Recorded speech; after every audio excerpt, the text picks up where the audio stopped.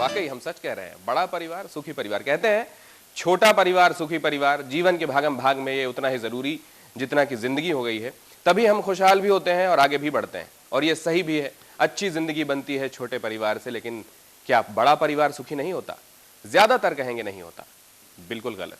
होता है, लेकिन तादाद काफी कम है, और जो है वो इस समाज के लिए मिसाल बन गए हैं। इसी पर खास बड़ा परिवार सुखी परिवार।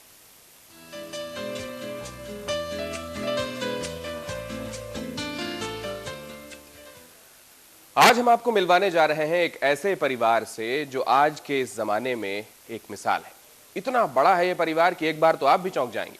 नागपुर के इस 125, जी हां, 125 सदस्यों वाले परिवार का एक मुखिया है, और परिवार के सभी लोग मिलजुल कर रहते हैं। खास बात यह है कि इस भागम भाग की जिंदगी में संयुक्त और संगठित परिवार की परंपरा निभाते हुए ये सब खुश भी हैं। एकता, एक में की सुनते हैं, मानते हैं, और जो हमारे जो काका थे वो सबको लेके चलते थे, और हमको भी लेके चलना ही। नागपुर के हकीम अबू मियां के पास अपने परिवार को एक साथ रखने के लिए यही एक मूल मंत्र है। जो परंपरा उनके बुजुर्गों ने चलाई, वो उसे आगे बढ़ाने में कोई कसर नहीं छोड़ रहे। वो प्रबंधन का एक ऐसा गुर जानते हैं जिसे कहीं पढ़ाया नहीं जाता, लेकिन वो कामयाब है अपने परिवार के 100 से भी ज्यादा सदस्यों को एक साथ रखने में। उनकी दुकान है जहां उनके परिवार के सदस्य मिलजुल कर काम करते हैं। जड़ी बूटियों का कारोबार है। कहीं न कहीं उनका कारोबार भी उनकी परंपरागत सोच का ही नतीजा है। दुकान हो या फिर घर, हाजी अमानुल्लाह खान को इतने सारे लोगों को संभालने में कोई परेशानी नहीं होती है।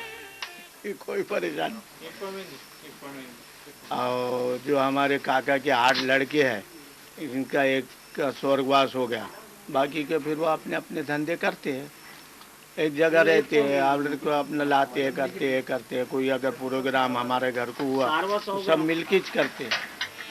परिवार को जोड़े रखने में अब्बू मियां की भूमिका का असर उनके साथ काम करने वाले दूसरे लोगों पर भी है। वर्षों से उनके साथ काम करने वाले भी अब्बू मियां की तारीफ करते नहीं थकते। उस टाइम से मैं छोटे बचपन से जो काम कर रहा हूँ, अब्बू में क्या जो भी कुछ काम आता, पहले तो ऐसी काम करी दुकानदारी के अंदर, उसके बाद में क्या है तो हकीमी, उनकी जो हकीमी थे हकीम साहब की, वो हकीम उन्होंने हमको सब समझाए, बताए कि वो जो दवा दारू देना है। ये है नागपुर का बंगाली पंजाब मोहल्ला। यहीं पर वो इमारत है जिसमें अब्बू मियां का परिवार खुशी खुशी रह रहा है। इतने बड़े संयुक्त परिवार की बढ़ती जरूरतों को पूरा करने के लिए मोहल्ले में ही 2 और मकान बनवाए गए। अब 103 कमरे के इस घर में 125 सदस्य रहते हैं। इतने बड़े परिवार के लिए खाना भी एक ही जगह पर बनता है। इतने सारे लोगों के लिए खाना बनाना भी कोई आसान बात नहीं है। बड़े बड़े पतीलों में खाना ऐसे बनता है कि देखने वाला समझे कि किसी समारोह का आयोजन होने वाला है। चावल, दाल, सब्जी बड़े बर्तनों में पकाई जाती है और बनती हैं सैकड़ों रोटियां।